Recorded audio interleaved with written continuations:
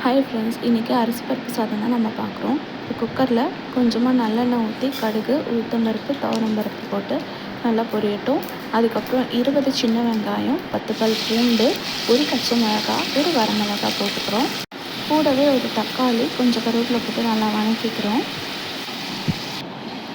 இப்போ கொஞ்சமாக சீரகம், மிளகு, அதுக்கப்புறம் சோம்பு, அதுக்கப்புறம் ஒரு பட்டை போட்டு அரைச்சி அந்த பவுடர் போட்டுக்கிறோம். அதுக்கப்புறம் ஒரு ஸ்பூன் சாம்பார் தூள், கொஞ்சமாக மஞ்சள்தூள், உப்பு போட்டு நல்லா வதக்கிக்கிறோங்க. அது கூட நம்ம ஊற வச்சுருக்க அரிசி பருப்பையும் சேர்த்து நல்லா வதக்கிட்டு, அதுக்கப்புறம் 1 டம்ளர் அரிசி பருப்புக்கு 2 டம்ளர் தண்ணி நம்ம ஊற்றிக்கணும்.